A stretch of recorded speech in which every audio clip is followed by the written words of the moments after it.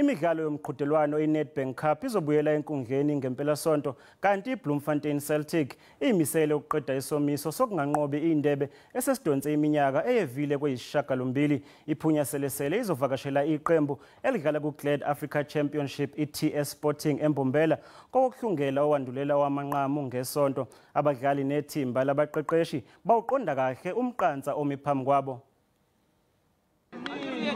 iCeltic yagcina ngo-2012 ukuphakamisa indebe.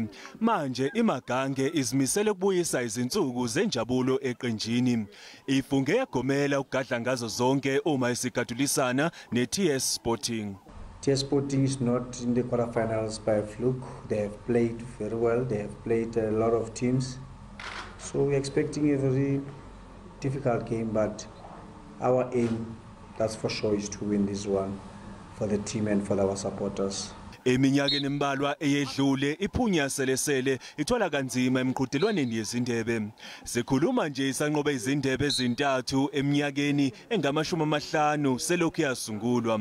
Kepha abadlali beqembu bamanje bazimisele ngokuguqula lo mlando. Ngiyacabanga ukuthi kuyithe abadlali and team angicabanga ukuthi siyenze kabi kulo mdlalo lo sidlule kuwo. Into right besiyenza ukuthi besi-create ama-opportunities bekukuthi nje nethi score nje mara ngelanga leli sihlale ngalo bengasilanga lethu. We've already even started preparing penalties because we know that anything is possible. It's a cup game and we can even go to extra time and penalties, so we're taking it very, very serious, and we are ready should that come.